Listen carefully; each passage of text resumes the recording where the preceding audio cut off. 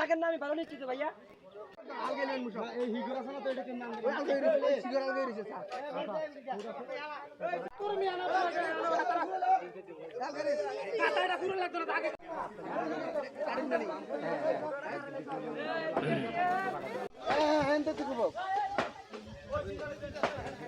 আমি নিচ্ছি নিচ্ছি।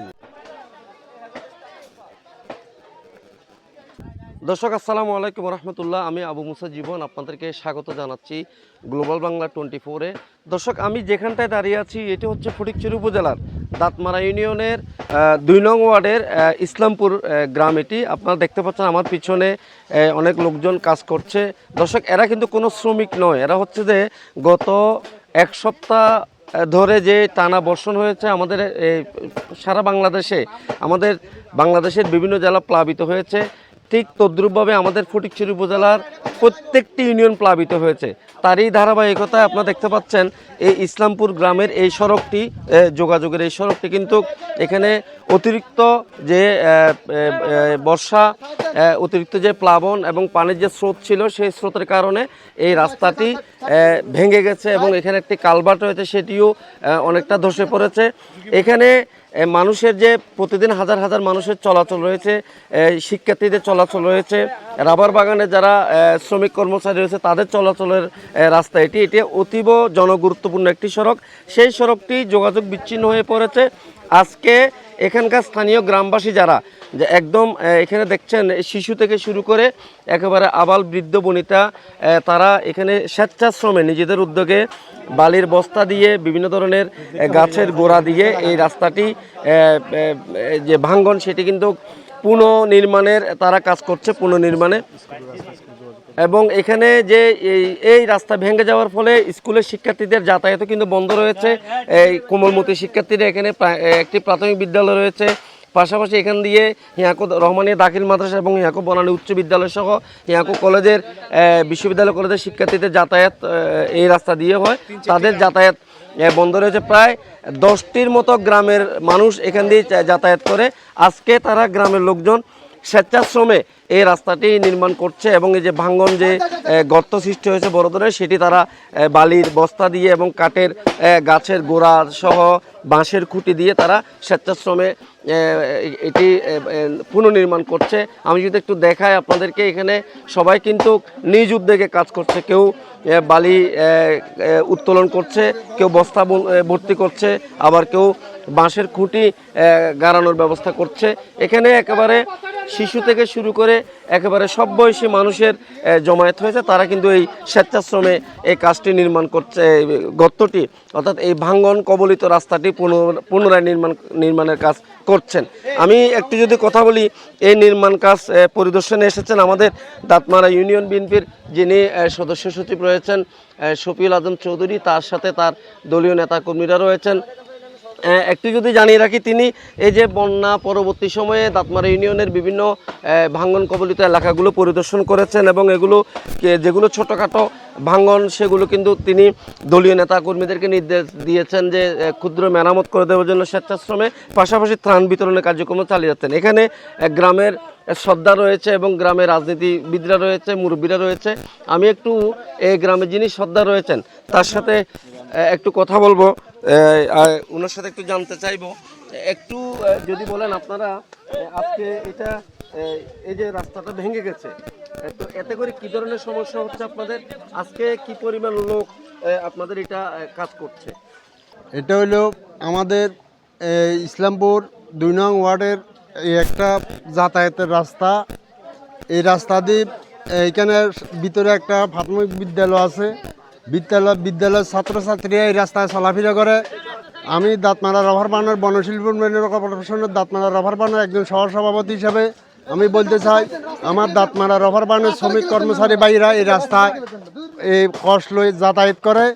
তারপরে এই হাজার হাজার মানুষ বান্দরমারা হইতে গড়খাড়া সম্পূর্ণ মানুষ এই রাস্তায় চলাচল করে।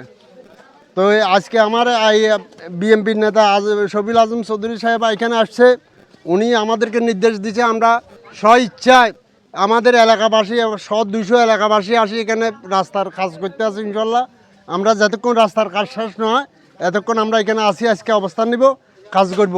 শুনছিলেন যিনি গ্রামের সর্দার তিনি বলছেন আমরা আরেকজন শিক্ষক রয়েছেন, একজন একজন ইসলামপুর সরকারি প্রাথমিক বিদ্যালয়ের একজন শিক্ষক রয়েছেন। আমরা তার কাছে জানতে চাইবো আপনারা আজকে এই যে ভাঙন কবলিত যে রাস্তা এবং একটি কালভার্ট ধসে পড়েছে, আপনারা এটি যাতায়াত বা যোগাযোগ বিচ্ছিন্ন ছিলেন, আজকে যে গ্রামবাসী স্বেচ্ছায় কাজ করছে এবং রাজনৈতিক নেতৃবৃন্দরা প্রতিষ্ঠা করেন, বিষয়টি নিয়ে একটু যদি 1 মিনিট আপনার মূল্যায়নটা বলেন।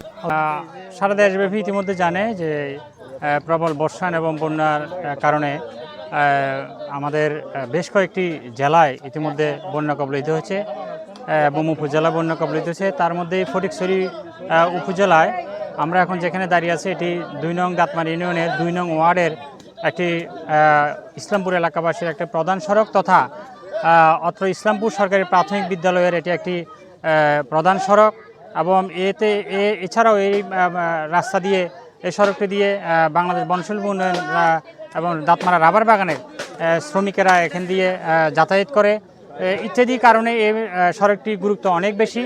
তো এই সড়কটি বন্যা কবলিত হয়ে ভেঙে যাওয়ার পরে অত্র এলাকাবাসী এবং গ্রামের সর্বস্তরের জনসাধারণ যে স্বেচ্ছাশ্রমের মধ্যে দিয়ে এবং বিভিন্ন রাজনৈতিক নেতৃবৃন্দের নির্দেশনায় যে কাজটি করতে যাচ্ছে, এজন্য আমি ধন্যবাদ জানাচ্ছি আমার বিদ্যালয়ের পক্ষ থেকে এবং কাজটি করার জন্য আমি যারা নির্দেশনা দিয়েছেন তাদেরকেও ধন্যবাদ জানাচ্ছি এবং সর্বোপরি কাজটি সুন্দর এবং সুচারুভাবে সম্পূর্ণ হোক এই আশাবাদ ব্যক্ত করছি। আমরা আরেকজন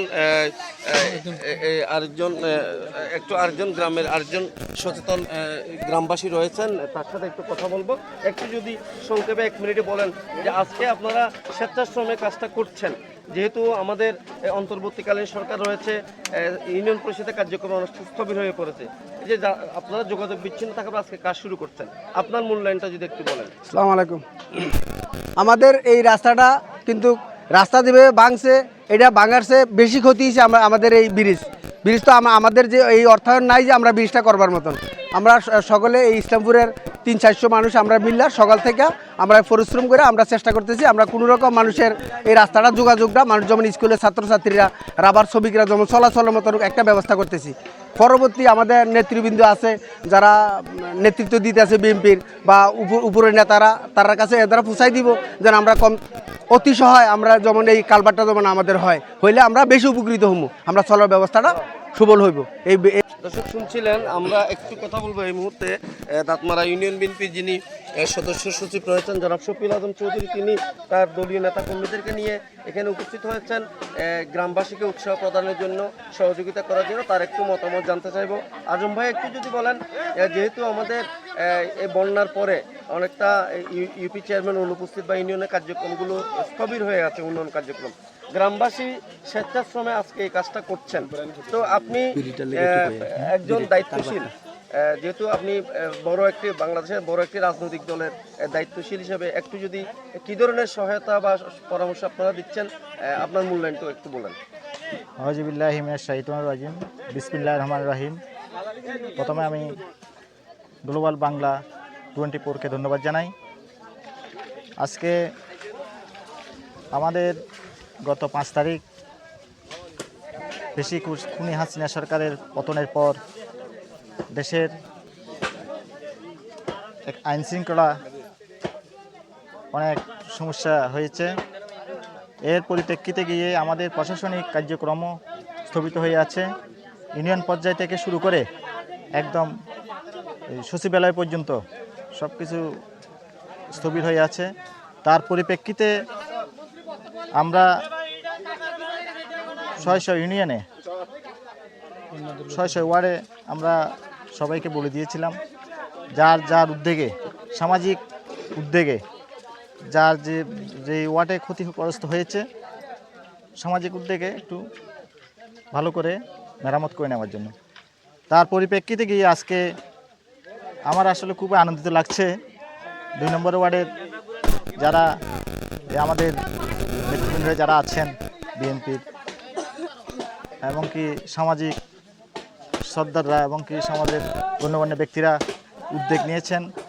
একটা এই যে রাস্তাটা আমি আসার পর শুনলাম, এই রাস্তাটা আমাদের একটা ইসলামপুর সরকারি প্রাইমারি স্কুল আছে মনে হয় সামনে, তারপরে এই রাস্তা দিয়ে যারা আমাদের বনশিল্প রাবার শ্রমিকরা যাতায়াত করে এবং কি মানে খুব জনসংখ্যক একটা রাস্তা বা আমাদের যেমন কি বান্দরমানা নিয়ে চেকপোস্ট এবং উত্তর বান্দরবান এই রাস্তা দিয়ে মনে চলাফেরা করে। তো এই এমন একটা গুরুত্বপূর্ণ রাস্তা আজকে এরা এই 2 নম্বর ওয়ার্ডের যারা আজকে এই দায়িত্ব নিয়ে যারা আজকে কাজটা করছেন, আমি তাদেরকে ধন্যবাদ জানাই এবং কৃতজ্ঞতা জানাই। তার সাথে সাথে আমি সবাইকে এইভাবে আরও যদি কোনো কিছু যদি 2 নম্বর ওয়ার্ডে যদি রাস্তাঘাট থেকে থাকে, কালভার্ট থেকে থাকে, আপনারা স্ব উদ্যোগে একটু কষ্ট করে যতটুকু পারেন সহযোগিতা করবেন। আমি আপনাদের সাথে দেখি কতটুকু সহযোগিতা সাহায্য হাত বাড়াই দিতে পারি, সেটা আমার পক্ষ থেকে আমি চেষ্টা করব। আর আমি বিশেষ কিছু না বলে আমার বক্তব্য এখানে শেষ করলাম। আসসালামু আলাইকুম রহমতুল্লাহি বারাকাতুহু। দর্শক শুনছিলেন ইউনিয়ন বিএনপির সদস্য সচিব শফিউল আজম চৌধুরী বলছিলেন। দর্শক যেটি বলছিলাম, এখানে একটি কালভার্টের কথা বলছিলাম, একটি কালভার্ট রয়েছে, একটু যদি দেখানোর চেষ্টা করি আপনাদেরকে। এই কালভার্টটি কিন্তু অনেক দিনের পুরনো একটি কালভার্ট। এটি কিন্তু তখন খুবই দুর্বল নির্মাণ কাজ হয়েছিল। এটি কিন্তু দেখেন, এটি কিন্তু উভয় সাইড ধসে পড়েছে, নিচের পিলারগুলো বাঁকা হয়ে গেছে। এটির যে ধারণ ক্ষমতা, সেটির ধারণ ক্ষমতার বাইরে যে যান চলাচল করে, এখানে জন চলাচল এবং যান চলাচল, এই কারণে এটি কিন্তু ধসে পড়েছে। এটির দুইটি পাশেই কিন্তু চলাচলের জন্য একেবারেই ঝুঁকিপূর্ণ হয়ে পড়েছে। এবং এই পাশটি যদি আমি একটু দেখাই, এখানেও কিন্তু মাটি সরে গেছে এবং এই যে পানির যে তীব্র স্রোত ছিল, স্রোতের তীব্রতা কতটুকু আপনারা যদি একটু দেখেন, এই যে বাউন্ডারি, একজনের কলা বাগানের যে বাউন্ডারি টিন দিয়ে ঘেরা, সেটি কিন্তু ফেলে দিয়েছে এবং এখান থেকে ইট সরে গিয়েছে। আমি একটু যদি দেখানোর চেষ্টা করি দর্শক, দেখেন এই কালভার্টটি অনেক পুরনো। এই কালভার্টের উপর দিয়ে এখানে কিন্তু বিভিন্ন ধরনের যানবাহন চলাচল করে, চলাচল করে, প্রায় 10টি গ্রামের মানুষের চলাচল রয়েছে। বনশিল্প উন্নয়ন কর্পোরেশনের যেই কষ বোঝাই ট্রাক্টর, সেগুলো চলাচল করে। ফলে এটি এখন অনেকটা ঝুঁকির মধ্যে রয়েছে, ঝুঁকিপূর্ণ হয়ে পড়েছে। গ্রামবাসীরা যেটি জানিয়েছেন সেটা হচ্ছে, তারা হয়তো এই যে রাস্তাটি হয়তো মেরামত করতেছেন তাদের নিজস্ব উদ্যোগে বা স্বেচ্ছাশ্রমে, কিন্তু এই কালভার্টটি মেরামত করা সে ধরনের আর্থিক সামর্থ্য বা আর্থিক অবস্থা সক্ষমতা তাদের নেই, যেহেতু সেটি একটি প্রযুক্তিগত বিষয় রয়েছে এবং সেখানে বিপুল পরিমাণ অর্থ ব্যয়ের একটি বিষয় রয়েছে, সেটি হয়তো তাদের পক্ষে ব্যয় করা সম্ভব না। কিন্তু গ্রামবাসীরা যেটি জানিয়েছেন, রাস্তাটি হয়তো তারা মেরামত করে দিচ্ছেন স্বেচ্ছাশ্রমে, কিন্তু ব্রিজটি বা যে ছোট কালভার্টটি, সেটি যদি সরকারিভাবে তাৎক্ষণিক যদি উপজেলা প্রশাসন থেকে কোনো ধরনের প্রকল্প দিয়ে ব্যবস্থা নেওয়া হয়, তাহলে পরে এই এলাকার যে যাতায়াত, সেটি কিন্তু অনেকটা স্বাভাবিক হবে। এটি আমাদেরকে গ্রামবাসী জানিয়েছেন। দর্শক, এতক্ষণ আপনাদেরকে দেখানোর চেষ্টা করেছিলাম যে ফটিকছড়ি উপজেলার দাঁতমারা ইউনিয়নের ইসলামপুর গ্রামে এই যে আজকে গ্রামবাসীর উদ্যোগে যে স্বেচ্ছাশ্রমে এবং স্বতঃস্ফূর্তভাবে বিভিন্ন শ্রেণী পেশার মানুষের অংশগ্রহণে যে ভাঙন কবলিত রাস্তা মেরামত, এবং এখানে একটি কালভার্ট রয়েছে। কালভার্টটি কিন্তু অত্যন্ত ঝুঁকিপূর্ণ হয়ে পড়েছে। কালভার্টের নিচ থেকে মাটি সরে গেছে, পিলার বাঁকা হয়ে গেছে। এখানে প্রায় 10 গ্রামের মানুষের যাতায়াতের এটি কিন্তু অতি গুরুত্বপূর্ণ একটি সড়ক, এবং বাংলাদেশ বনশিল্প উন্নয়ন কর্পোরেশনের যে কষ বোঝাই যে ট্রাক্টরগুলো রয়েছে, সেগুলো এখান দিয়ে চলাচল করে। সেই দিক থেকে এই রাস্তাটির অনেক গুরুত্ব রয়েছে।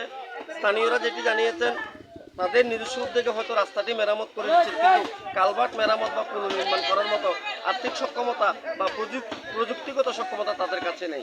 এই ব্যাপারে যদি উপজেলা প্রশাসন বা সরকারের তরফ থেকে কোনো ধরনের প্রকল্প দিয়ে সময়ের মধ্যে এই কালভার্টটি মেরামত করে দেওয়া হয়, তাহলে পরে তাদের যে যোগাযোগ বিচ্ছিন্নতা, সেটি দূর হবে।